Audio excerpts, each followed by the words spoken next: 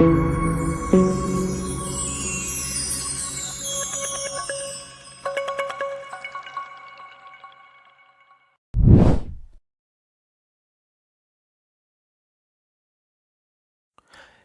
നമസ്കാരം.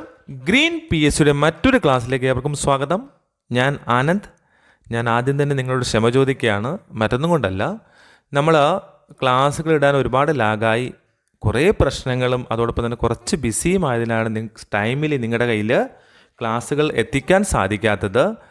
മാക്സിമം എൻ്റെ ശ്രമമെന്ന് പറയുന്നത് മാക്സിമം ക്ലാസ്സുകൾ നിങ്ങളുടെ അടുത്ത് എത്തിക്കുക എന്നുള്ളത് തന്നെയാണ്. ഇനി വരും ദിവസങ്ങളിൽ അങ്ങനെ ക്ലാസ്സുകൾ ഇടാൻ ഒരു ലാഗ് കാണിക്കാതെ ടൈമിൽ നിങ്ങളുടെ കയ്യിൽ അല്ലെങ്കിൽ നിങ്ങളുടെ അടുത്ത് ക്ലാസ്സുകൾ എത്തിക്കാൻ മാക്സിമം ശ്രമിക്കാം. അപ്പോൾ നിങ്ങൾ എൻ്റെ ചാനൽ സപ്പോർട്ട് ചെയ്യുക. അപ്പോൾ ഇന്നത്തെ ക്ലാസ് എന്ന് പറയുന്നത് നമ്മുടെ സിലബസിൽ മൊഡ്യൂൾ 1-ലെ 6ാമത്തെ ക്ലാസ്സാണ്. അപ്പോൾ നമ്മുടെ കഴിഞ്ഞ വർഷത്തെ സിലബസിൽ ഇല്ലാത്തതും എന്നാൽ ഈ വർഷത്തെ സിലബസിൽ ഉൾപ്പെടുത്തിയിട്ടുള്ള കുറേ എക്സ്ട്രാ ടോപ്പിക്കുകളുണ്ട്. അതിലൊരു ടോപ്പിക്കാണ് നമ്മളിന്ന് നോക്കാൻ പോകുന്നത്. ഓക്കെ, അപ്പോൾ നിങ്ങൾ എല്ലാവരും ഈ വർഷത്തെ സിലബസ് അല്ലെങ്കിൽ ഇപ്രാവശ്യം സിലബസ് ശ്രദ്ധിച്ചിട്ടുണ്ടായിരിക്കും. ആ സിലബസിൽ മൊഡ്യൂൾ 1-ൽ നമ്മൾ 2 എക്സ്ട്രാ ടോപ്പിക്കുകളുണ്ട്. ഏതൊക്കെയെന്ന് അറിയാമോ? ഒന്ന്, നമ്മൾ ഫാമിൽ, അതായത് ഇപ്പോൾ ഡയറി ഫാം ആകട്ടെ പൗൾട്രി ഫാം ആകട്ടെ, ആ ഫാമിലെ മെയിൻ്റനൻസ് ചെയ്യുന്ന രജിസ്ട്രേഴ്സ് ഏതൊക്കെയാണെന്നാണ് ചോദിച്ചിട്ടുണ്ട് ഒരു ടോപ്പിക്ക്. നമ്മൾ ഇന്ന് നോക്കാൻ പോകുന്ന ടോപ്പിക് എന്ന് പറയുന്നത് പേഴ്സണൽ പ്രൊട്ടക്റ്റീവ് എക്യുപ്മെൻറ്റ്. എന്താണ് പേഴ്സണൽ പ്രൊട്ടക്റ്റീവ് എക്യുപ്മെൻറ്റ്സ്? അതിനെക്കുറിച്ചാണ് നമ്മൾ ഇന്ന് നോക്കുന്നത്. അതിൽ നമ്മൾ സ്പെഷ്യലി കുറച്ച് എക്യുപ്മെൻറ്റ്സ് താഴെ പറഞ്ഞിട്ടുണ്ട്. അത് നമ്മൾ വിശദമായിട്ട് ക്ലാസ്സിൽ ഉൾപ്പെടുത്തിയിട്ടുണ്ട്. ഓക്കെ, അപ്പോൾ നമുക്ക് അധികം സമയം കളയണ്ട, നമുക്ക് ക്ലാസ്സിലേക്ക് കടക്കാം. അപ്പോൾ ഇവിടെ ഒന്ന് ശ്രദ്ധിച്ചേ, എന്താ പറയുന്നത്? Risk associated with life stock farms. അപ്പോൾ എത്ര തരത്തിലുള്ള റിസ്ക് ഉണ്ട്? ഇവിടെ 2 തരത്തിലുള്ള റിസ്ക് പറയുന്നുണ്ട്. ഏതൊക്കെയാണ് റിസ്ക് ഉള്ളത്? ഒന്ന്, ഫ്രം ആനിമൽ ഹാൻഡ്ലിങ്. ഏതാണ്? From animal handling. ഒരു ആനിമലിനെ ഹാൻഡിൽ ചെയ്യുമ്പോൾ ഉണ്ടാകുന്ന റിസ്ക്. രണ്ടാമത്തെ ഏതാണ്? From equipment handling. ആ ഫാമിലുള്ള ഏതെങ്കിലും എക്യുപ്മെൻറ്റ് ഹാൻഡിൽ ചെയ്യുമ്പോൾ ഉണ്ടാകുന്ന അപകടങ്ങൾ. ഇങ്ങനെ 2 തരത്തിലുള്ള അപകടങ്ങൾ ഉണ്ട്. നമ്മൾ ഓൾറെഡി പറഞ്ഞു കഴിഞ്ഞു, 2 തരത്തിലുള്ള റിസ്കുകൾ ഉണ്ടെന്ന് പറഞ്ഞു. അത് നമുക്ക് ഏതൊക്കെ നോക്കാം. അതിൽ ഫസ്റ്റ് റിസ്ക് ആയിട്ടുള്ള ഫ്രം ആനിമൽ ഹാൻഡ്ലിങ്, അതിൽ നമുക്ക് എങ്ങനെയൊക്കെ അപകടങ്ങൾ ഉണ്ടാകാം എന്ന് നമുക്ക് നോക്കാം. ഫസ്റ്റ് സെൻറ്റൻസ് നോക്കിയേ, a worker can be injured by animals. ആ ഫാമിലുള്ള വർക്കറിന് ഏതെങ്കിലും മൃഗങ്ങളാൽ പരിക്കേൽക്കാം. കറക്റ്റ് അല്ലേ? രണ്ടാമത്തെ സെൻറ്റൻസ് എങ്ങനെയാണ്? An animal can injured by other animals.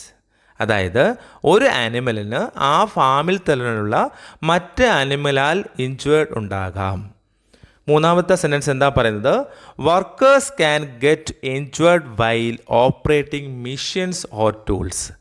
അതായത് നമ്മുടെ ആനിമലുമായിട്ട് ബന്ധപ്പെട്ടുള്ള മെഷീൻസ് അല്ലെങ്കിൽ ടൂൾസ് ഓപ്പറേറ്റ് ചെയ്യുന്നത് മൂലം വർക്കേഴ്സിന് ഇൻജേർഡ് ഉണ്ടാകാം. ഉദാഹരണം, നമ്മൾ മെഷീൻ മിൽക്കിംഗ്, ഞാൻ ചെറിയ മെഷീൻ മിൽക്കിംഗ് അല്ല ഉദ്ദേശിക്കുന്നത്. ഇപ്പോൾ ഒരുപാട് ആനിമൽസ് ഉള്ള ഫാമുകളിൽ റോട്ടറി ടൈപ്പുള്ള വലിയ മെഷീൻസ് മിൽക്കിംഗ് ഉപയോഗിക്കാറുണ്ട്. അപ്പോൾ നമ്മൾ നല്ല ശ്രദ്ധിച്ച് ചെയ്തില്ലെങ്കിൽ നമുക്ക് വർക്കേഴ്സിന് ആ സമയത്ത് ഇൻജേർഡ് ഉണ്ടാകാം. ഇല്ലെങ്കിൽ ഹൂഫ് ട്രിം ചെയ്യുന്ന മെഷീൻസ് ഉണ്ട്. ആ സമയത്ത് നമ്മൾ ശ്രദ്ധിക്കാതെയൊക്കെ ചെയ്തു കഴിഞ്ഞാൽ വർക്കേഴ്സിന് ഇൻജേർഡ് ഉണ്ടാകാൻ സാധ്യതയുണ്ട്. ഇനി രണ്ടാമത്തെ റിസ്ക് ആയിട്ടുള്ള ഫ്രം എക്യുപ്മെൻറ്റ് ഹാൻഡിലിംഗ്, അതായത് ആ ഫാമിലുള്ള മറ്റ് എക്യുപ്മെൻറ്റ്, അതായത് ട്രാക്ടർ പോലുള്ള എക്യുപ്മെൻറ്റ്സ് ഹാൻഡ്ലിങ് ചെയ്യുമ്പോൾ ഉണ്ടാകുന്ന റിസ്ക്. ഓക്കെ, നമുക്ക് ഏതൊക്കെ നോക്കാം. Wrong posture or work practices can cause injury to the animals. തെറ്റായ രീതിയിലുള്ള ശരീരനില അല്ലെങ്കിൽ തെറ്റായ രീതിയിലുള്ള വർക്കിംഗ് രീതികൾ ആർക്ക് ഇഞ്ചുറി ഉണ്ടാക്കും? ആനിമലിന് ഇഞ്ചുറി ഉണ്ടാക്കും, ഇല്ലേ? ഇനി രണ്ടാമത്തെ സെൻറ്റൻസ് എന്താ പറയുന്നത്? Wrong handling of equipment and machines may cause injury to both the animals and their handlers.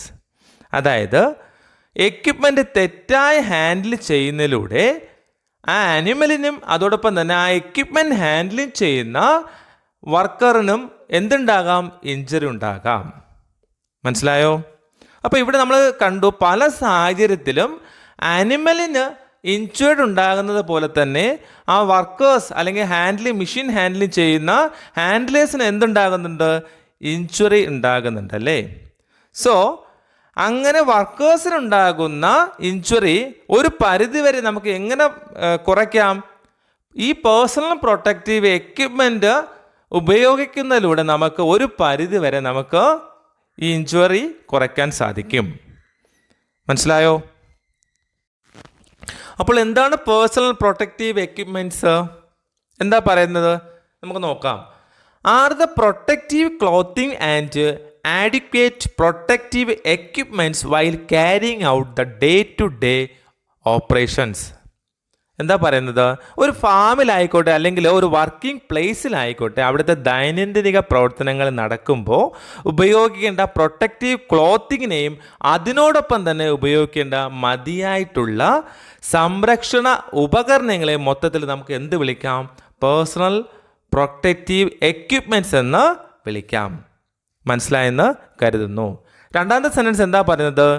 Personal protective equipments are used for protecting workers from work place hazards and reducing the risk of injuries and illness.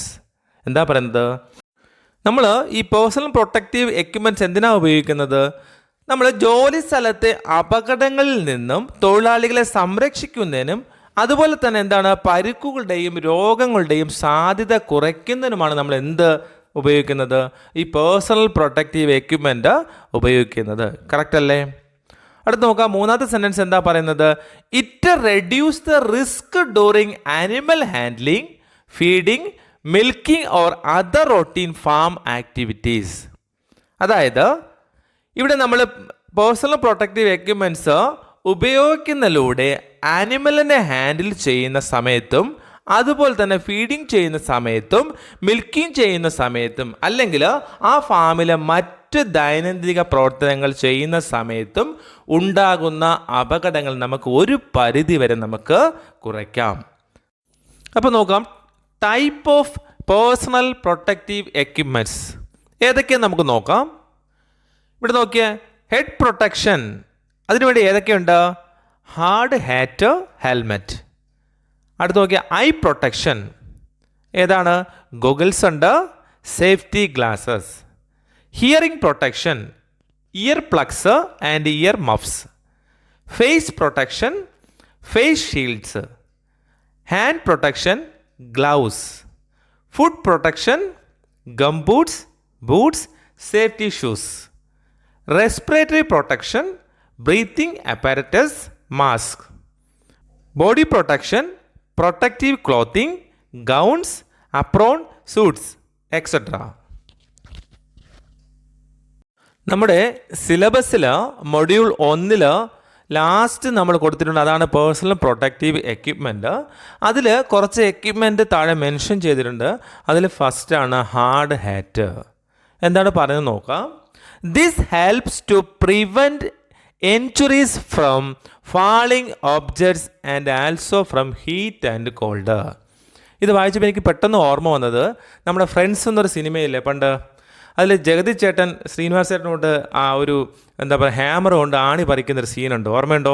അദ്ദേഹം കയറിപ്പോവുകയും ശ്രീനിവാസ് ചേട്ടൻ ആ കോവണി കയറിപ്പോവുകയും ആണി പറിക്കുന്നിടയിൽ അദ്ദേഹത്തിൻ്റെ കയ്യിൽ നിന്ന് hammer താഴേക്ക് വീഴുകയും അത് നേരെ ജഗതി ചേട്ടൻ്റെ തലയിൽ വീണിട്ട് അദ്ദേഹത്തിൻ്റെ ബോധം പോകുന്നൊരു സീനുമുണ്ട്. ഓർമ്മയുണ്ടോ?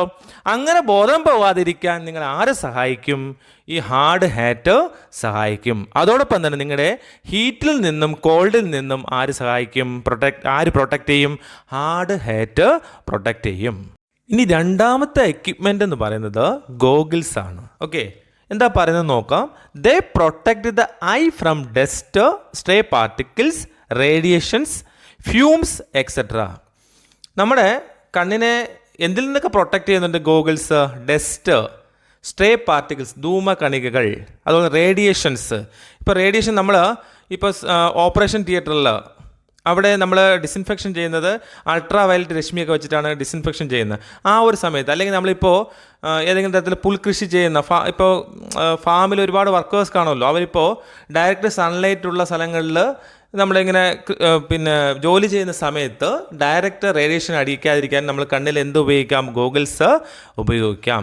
ഇനി ഫ്യൂംസ്, നമ്മുടെ പൗൾട്രി ഫാമിലാണെങ്കിൽ നമ്മുടെ ഇൻക്യുബേറ്റർ ഡിസിൻഫെക്ഷൻ ചെയ്യുന്നത് പൊട്ടാസ്യം പെർമാംഗനേറ്റും അതുപോലെ തന്നെ ഫോർമാലിൻ വെച്ചിട്ടാണ്. അവിടെ ഭയങ്കരമായിട്ടുള്ള നീറുന്ന അല്ലെങ്കിൽ കണ്ണ് ഭയങ്കരമായിട്ട് എന്താ പറയുക നീറുന്ന തരത്തിലുള്ള ഫ്യൂംസ് ആണ് വരുന്നത്. അപ്പോൾ അതിൽ നിന്നൊക്കെ ആര് പ്രൊട്ടക്ഷൻ തരുന്നുണ്ട്? ഈ ഗോഗിൾസ് പ്രൊട്ടക്ഷൻ തരും. ഇനി അടുത്ത എന്താ പറയുന്നത്? They are used while welding, cutting and during vaccination. നമ്മളിപ്പോൾ വെൽഡിങ് ചെയ്യുന്ന സമയത്ത് നമുക്ക് കണ്ണാടി വേണം അല്ലേ?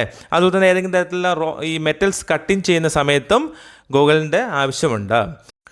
അതുപോലെ തന്നെ ഡ്യൂറിങ് വാക്സിൻസ്, അതായത് നമ്മൾ പ്രധാനമായിട്ടും ഇപ്പോൾ ബ്രൂസല്ല വാക്സിനേഷൻ, ആ സമയത്ത് നമ്മൾ വാക്സിനേഷൻ ചെയ്യുന്ന സമയത്ത് അനിമൽ കറക്റ്റ് നിന്നില്ലെങ്കിൽ നമ്മൾ വാക്സിൻ നമ്മുടെ കണ്ണിലൊക്കെ വീഴാൻ സാധ്യതയുണ്ട്. അങ്ങനെ വീഴുകയാണെങ്കിൽ 100% നിങ്ങൾക്ക് ആ ബ്രൂസെല്ലോ എന്ന് പറയുന്ന മാരകമായിട്ടുള്ള അസുഖം വരാനുള്ള സാധ്യതയുണ്ട്. അത് നമ്മളെപ്പോഴും ഇതുപോലുള്ള ലൈവ് വാക്സിനേഷൻ ചെയ്യുമ്പോൾ സേഫ്റ്റി പ്രൊട്ടക്ഷൻ, അതായത് പേഴ്സണൽ പ്രൊട്ടക്ഷൻ എക്യുപ്മെൻറ്റ് മസ്റ്റായിട്ട് ധരിച്ചിരിക്കണം.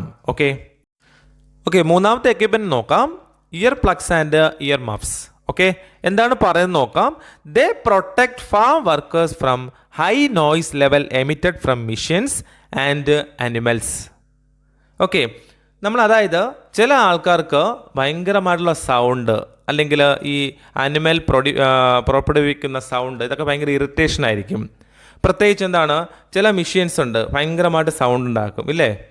അല്ലെങ്കിൽ ഇപ്പോൾ പിക്സ് പോലുള്ള അനിമൽസ് ഒരുപാട് ഭയങ്കര രീതിയിലുള്ള സൗണ്ട് ഉണ്ടാക്കും. ഇത് ചില ആൾക്കാർക്ക് ഭയങ്കര രീതിയിൽ ഇറിറ്റൻ്റ് ആണ്. അപ്പോൾ ആ ഒരു സമയത്ത് നമുക്ക് എന്ത് ഉപയോഗിക്കാം? ഇയർ പ്ലഗ്സ് അല്ലെങ്കിൽ ഇയർ മഫ്സ് ഉപയോഗിക്കാം.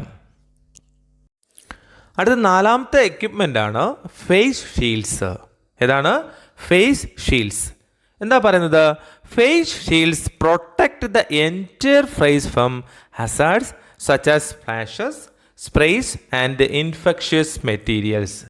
ഈ ഫേസ് ഷീൽഡ് വരുന്ന അപകടങ്ങളിൽ നിന്ന് ഫേസിന് മൊത്തത്തിലൊരു പ്രൊട്ടക്ഷൻ കൊടുക്കുന്നുണ്ട്. ഉദാഹരണം, നമ്മൾ ഇപ്പോൾ ഗോഗിൾസ് ആണെങ്കിൽ കണ്ണിന് മാത്രമേ പ്രൊട്ടക്ഷൻ കൊടുക്കുള്ളൂ അല്ലേ? ഹാർഡ് ഹെൽമെറ്റ് ആണെങ്കിൽ എന്തിനു മാത്രം? തലയ്ക്ക് മാത്രമേ പ്രൊട്ടക്ഷൻ കൊടുക്കുള്ളൂ. പക്ഷേ ഇവിടെ ഫേസ് ഷീൽഡ്സ് വന്നിട്ട് എന്താണ്? ഫേസിന് മൊത്തത്തിൽ പ്രൊട്ടക്ഷൻ കൊടുക്കുകയാണ്. ഉദാഹരണം, നമ്മളെ ഫേസിൽ എന്തൊക്കെയുണ്ട്? കണ്ണുണ്ട്, മൂക്കുണ്ട്, വായുണ്ട്, സ്കിന്നുണ്ട്. അപ്പോൾ ഇതിന് മൊത്തത്തിൽ ആര് പ്രൊട്ടക്ഷൻ കൊടുക്കുന്നുണ്ട്? Face shield. അപ്പോൾ എന്തൊക്കെ അപകടങ്ങളാണ്? സ്പ്ലാഷസ് വരാം, സ്പ്രേസ് വരാം, അതുപോലെ ഇൻഫെക്ഷ്യസ് മെറ്റീരിയൽസ്. അതായത് നമ്മുടെ കോവിഡ് സമയത്തൊക്കെ നമ്മുടെ ഫേസ് ഷീൽഡ് മസ്റ്റ് ആയിരുന്നു. ഓർമ്മയുണ്ടോ? ഓക്കെ, അടുത്തെന്താ പറയുന്നത് നോക്കിയേ.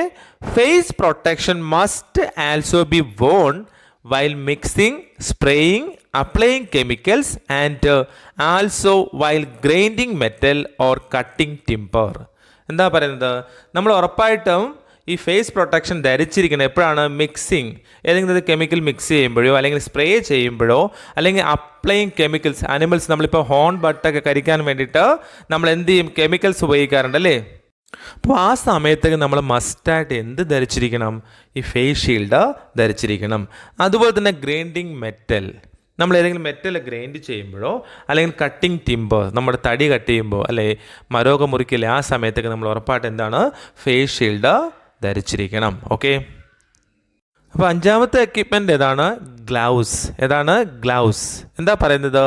It safeguards our hands from hazardous substance, hot or cold surface, infectious organism, chemicals, electric shocks, rough textures or sharp tools. അപ്പോൾ നമ്മുടെ ഗ്ലൗസ് ശരിക്കും പറഞ്ഞാൽ 2 തരത്തിലുള്ള ഗ്ലൗസ് ഉണ്ട്. ഓക്കെ, നമ്മുടെ കൈകളെ ഏതിൽ നിന്നൊക്കെ നമ്മുടെ ഗ്ലൗസ് പ്രൊട്ടക്ഷൻ കൊടുക്കുന്നുണ്ട്? ഒന്ന്, ഹസാർഡസ് സബ്സ്റ്റൻസ് അല്ലേ, ഏതെങ്കിലും തരത്തിലുള്ള അപകടകരമായിട്ടുള്ള പദാർത്ഥങ്ങളിൽ നിന്ന്, അതുപോലെ തന്നെ ചൂടുള്ളതോ അല്ലെങ്കിൽ തണുത്തതായിട്ടുള്ള സർഫസിൽ നിന്നും, ഇനി ഇൻഫെക്ഷ്യസ് ഓർഗാനിസത്തിൽ നിന്നും, അതുപോലെ തന്നെ ഏതെങ്കിലും തരത്തിലുള്ള ഹാംഫുള്ളായിട്ടുള്ള കെമിക്കൽസിൽ നിന്നും, അതുപോലെ ഇലക്ട്രിക് ഷോക്സ് അതിൽ നിന്നും, അതുപോലെ റഫ് പ്രതലങ്ങളിൽ നിന്നും, അതുപോലെ തന്നെ ഏതെങ്കിലും തരത്തിലുള്ള ഷാർപ്പ് ടൂൾസ് കൈകാര്യം ചെയ്യുമ്പോൾ നമുക്ക് പറ്റാവുന്ന അപകടങ്ങളിൽ നിന്നും ആര് സേഫ് ഗാർഡായിട്ട് നിൽക്കുന്നുണ്ട്? ഗ്ലൗസ് അല്ലേ? ആരാ പ്രൊട്ടക്ഷൻ തരുന്നത്? ഗ്ലൗസ് ആണ് പ്രൊട്ടക്ഷൻ തരുന്നത്. ഓക്കെ, അടുത്ത എക്യുപ്മെൻ്റ് ഏതാണ്? ഗം ബൂട്ട്സ് അല്ലേ? എന്താണ്? Gum boots. എന്താ പറയുന്നത്? These are used in dairy farms for various routine farm activities. എന്താണ്? നമ്മളിപ്പോൾ ഡയറി ഫാം ആയിക്കോട്ടെ അല്ലെങ്കിൽ നോർമൽ ഫാം ആയിക്കോട്ടെ, അവിടെ വിവിധ തരം ദൈനംദിന പ്രവർത്തനങ്ങൾക്കായിട്ട് നമ്മൾ ഗം ബൂട്ട്സ് ഉപയോഗിക്കുന്നുണ്ട്. ഓക്കെ അല്ലേ? ഓക്കെ, അടുത്ത സെൻറ്റൻസ് എന്താ പറയുന്നത്? Gum boots protect the toes and legs of the farm workers from injuries by being stumbled by animals. എന്താ പറയുന്നത്? ഇപ്പോൾ ഏതെങ്കിലും ഒരു സാഹചര്യത്തിൽ ആനിമൽ കൊളാപ്സായി വീഴാം. അതായത് നമ്മൾ ഇപ്പോൾ ഏതെങ്കിലും മെഡിസിൻ കൊടുത്ത്, സ്പെഷ്യലി നമ്മൾ OTC ഓക്സി ടെട്രാസൈക്ലിൻ DS ഒക്കെ കൊടുക്കേണ്ട, നമ്മൾ ഡയറക്റ്റ് IV കൊടുക്കുകയാണെങ്കിൽ അനിമൽ വീഴാനുള്ള സാധ്യതയുണ്ട്.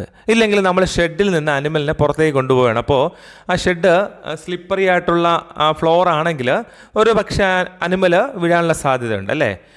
അങ്ങനെ അനിമൽ ഇടറി വീഴുമ്പോൾ ഒരു പക്ഷേ ആ അനിമലിൻ്റെ കുളമ്പ് കൊണ്ടിട്ട് ആ വർക്കറിൻ്റെ കാലിനോ ടോക്കോ എന്താ പരിക്കേൽക്കാം അല്ലേ?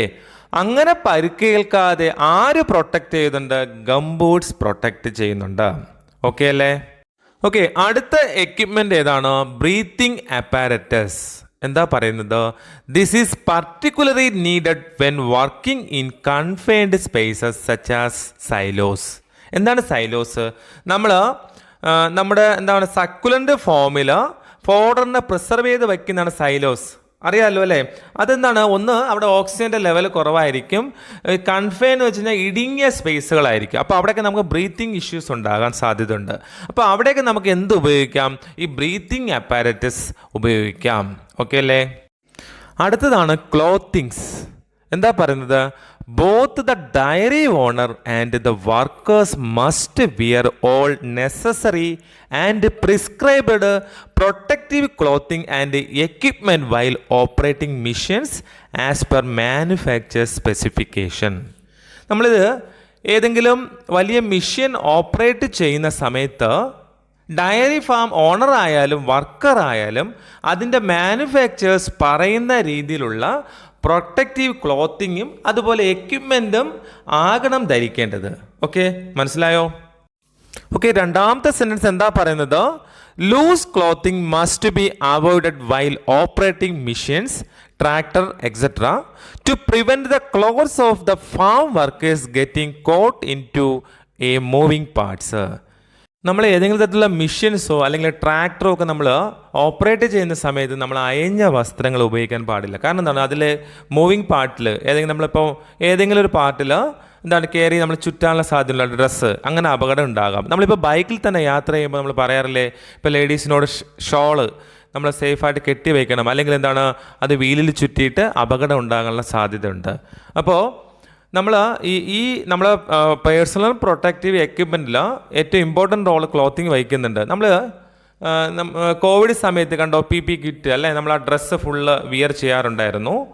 അതുപോലെ തന്നെ നമ്മൾ ബ്രൂസല്ല വാക്സിനേഷൻ പോകുമ്പോൾ ഈ പറയുന്ന ക്ലോത്തിങ് നമ്മൾ ഫുൾ ഇട്ടിട്ടാണ് പോകുന്നത്. അതുപോലെ തന്നെ നമ്മൾ ആലപ്പുഴയിലൊക്കെ ഏവിയൻ ഇൻഫ്ലുവൻസ അല്ലെങ്കിൽ പക്ഷിപ്പനി വരുന്ന സമയത്ത് നമ്മളിപ്പോൾ ചത്തുപോയ പക്ഷികൾ അല്ലെങ്കിൽ ആ പൗൾട്രിയെ മാറ്റാനോ അല്ലെങ്കിൽ മറ്റു വാക്സിനേഷനോ പോകുമ്പോൾ നമ്മൾ എന്ത് ചെയ്യും? ഈ ക്ലോത്തിങ് ഉറപ്പായിട്ട് നമ്മൾ ധരിച്ചിരിക്കും. ഓക്കെ, അപ്പോൾ വളരെ ഇമ്പോർട്ടൻ്റ് റോള് ആര് വഹിക്കുന്നുണ്ട്? ക്ലോത്തിങ് വഹിക്കുന്നുണ്ട്. ഓക്കെ, നിങ്ങൾക്ക് ഈ ടോപ്പിക് മനസ്സിലായെന്ന് കരുതുന്നു. നമ്മൾ ഈ ടോപ്പിക്കിനോടൊപ്പം തന്നെ ക്വസ്റ്റ്യൻസ് ഉൾപ്പെടുത്തിയിട്ടില്ല. നമുക്ക് ഇതുപോലെ എക്സ്ട്രാ കുറച്ച് ടോപ്പിക്കുകളുണ്ട്. അതെല്ലാം കൂടെ കൂട്ടിയോജിപ്പിച്ചുകൊണ്ട് നമ്മളൊരു ക്വസ്റ്റ്യൻ വീഡിയോ ഇടുന്നതായിരിക്കും. അതുപോലെ തന്നെ നിങ്ങൾ നമ്മുടെ life stock inspector exam prepare ചെയ്യുന്ന ഓരോ വ്യക്തികളിൽ എത്താൻ വേണ്ടിയിട്ട് മാക്സിമം ഷെയർ ചെയ്യുക. അടുത്ത ഒരു വീഡിയോ കാണുന്നവരെ ഏവർക്കും നന്ദി, നമസ്കാരം.